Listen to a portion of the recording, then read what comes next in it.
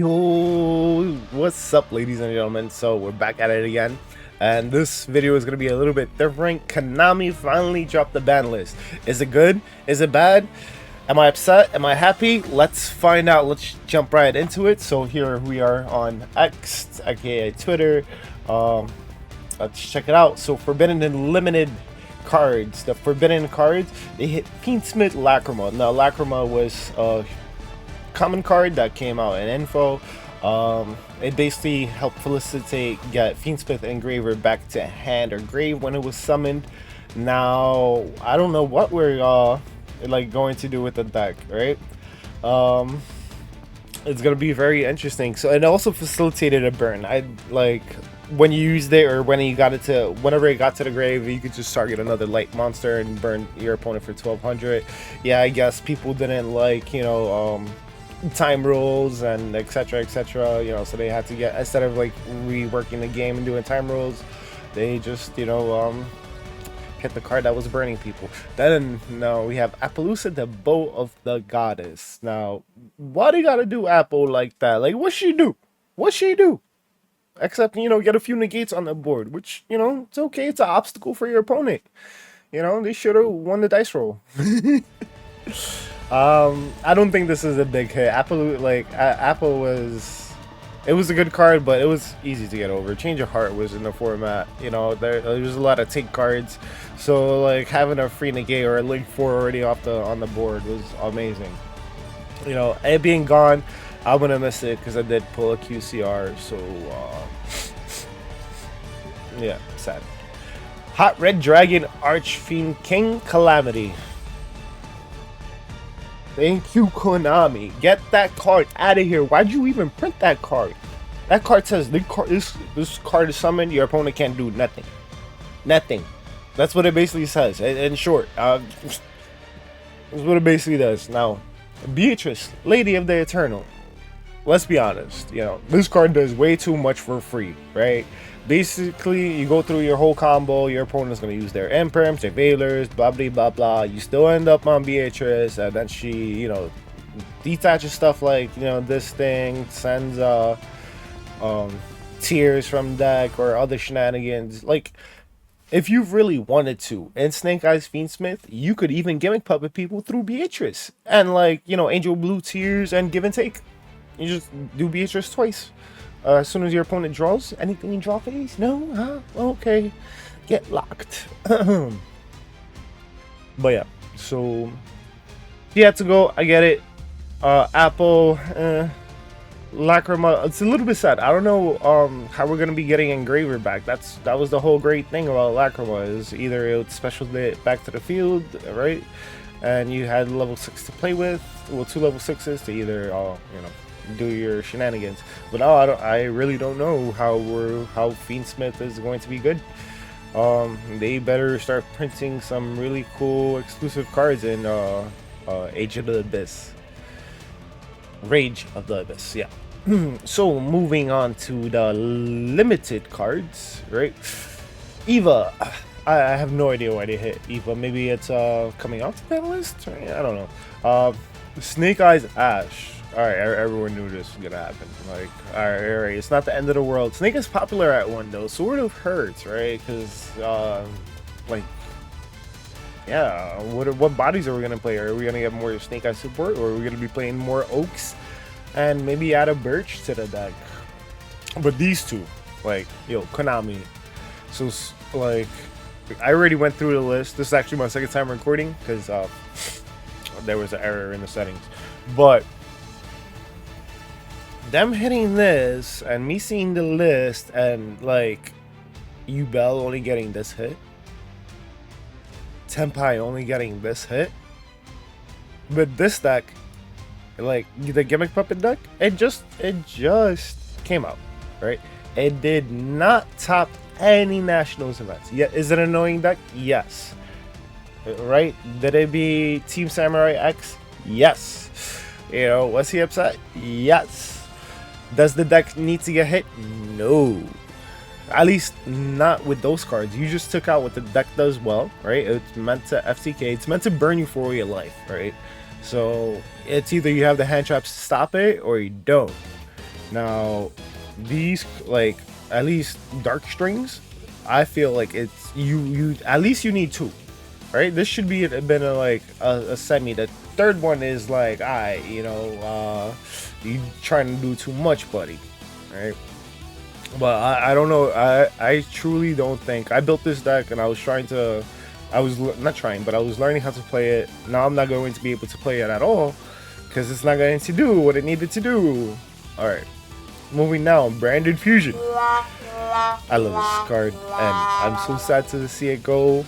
But then again, it's not the end of the world. Branded Fusion being the only hit after like 4 years and getting a hit. All right, cool. There's ways to get it. It's not the end of the world, you know. There's many ways, especially like with everyone playing multiple Sanctifier Dragons. No, Albions, multiple Albion main deck Albions, right? Where you get to shuffle, draw, dump one thing, then you could summon like Quam at one point, have Quam dump, you know, Branded Fusion, you know, chain trap card that you dump. Bada bing, bada boom, you have Branded Fusion in your hand. Alright, plus there's other cards that, you know, do the fusing for you that you really don't need. So yeah, we spoke about Sagan summoning. Oh, Pot of Prosperity. This is like Pot of Greed, but better. It being at 3 was way too much. It being at 1, at least it didn't get banned. That's in all reality. At least it didn't get banned. You know, that's all I have to say. It's a great card. Thankfully, it's still around. Like Pot of Prosperity being around at 3 for that, yeah, limited. Yeah, I should have just added Pot of Greed right here. Sangan summoning. This is definitely not enough to hit Tenpai. Right? They should get more. Like they're still terraforming. You could do other shenanigans like set rotation. Yeah, set rotation would do amazing because you get something like that chaos card, and you get your, you know, Sangan summoning, and they get something that they can't activate. Yeah, the grass looks greener. I think this was limited, or I think this was banned, maybe. All right, I know it's available in Master Duel, but yeah, it's there. Or it was a common that just needed to get hit. I don't know. If this was something that was recently printed, or if there was more a card like printed like this, I'm not 100% sure.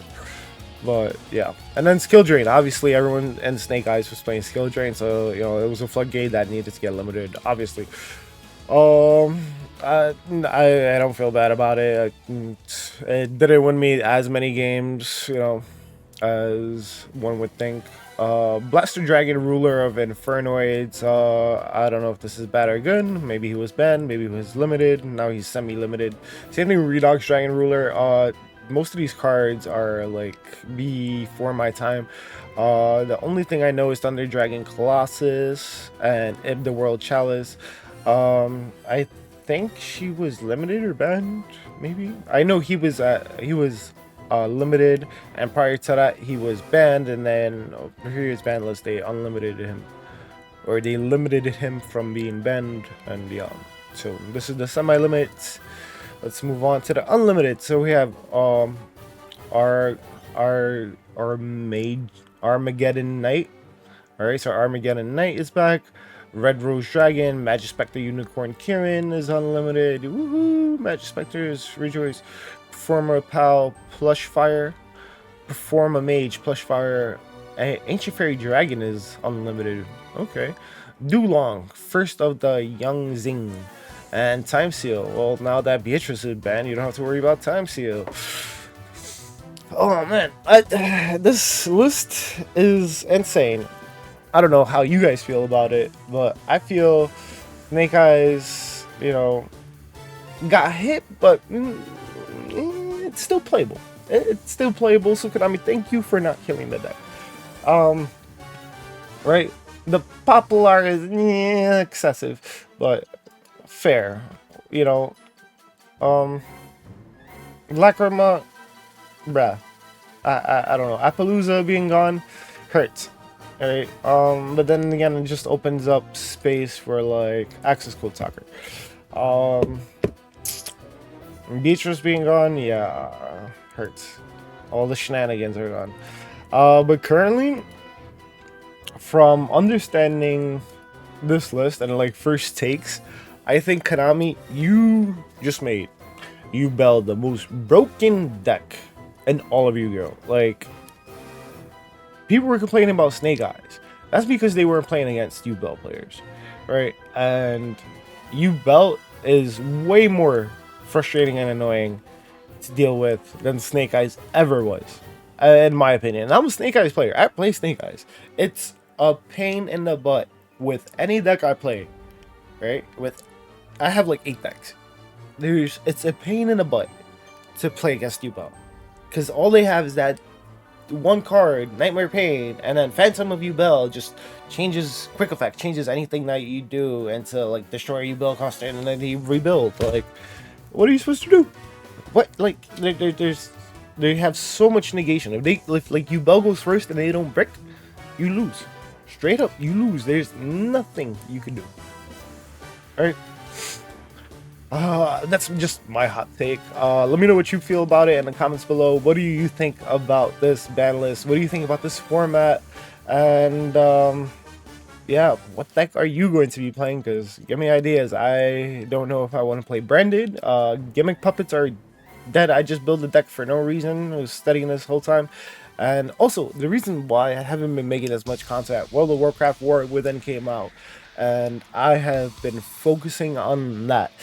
It, for once, is a really good expansion. I'm enjoying it a lot, and yeah, I'm not gonna stop playing Yu-Gi-Oh! I just, at the beginning of expansion, you know, I just want to get ahead as far as possible to be, you know, at the top of the, you know, boards. But yeah, that's what I'm actually probably gonna go do now. We're probably gonna release this video with some really quick editing, and yeah, let's what? I have no idea what I'm gonna play. I really don't. It's either branded fusion, it's either branded. I guess I could play Exodia. All right. What else would be good? Shining Sarcophagus, not Whitewoods, Runic, probably. I don't know. I am undecided. I have a lot of thinking and deciding to do, as probably you do, because this list did flip the script on a lot of things. That unless you were playing Senpai and Yu-Bell, you guys just, like, you know, take out basically two. Well, I think Yu-Bell had the weakest hit out of all of them. Sangan Summoning is actually a good defensive card, and, you know, make sure that Senpai pops off.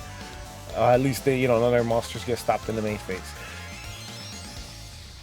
This is just an extender that they don't, you know, they could already run it at one. Like, what you doing, Konami, bro? What you doing?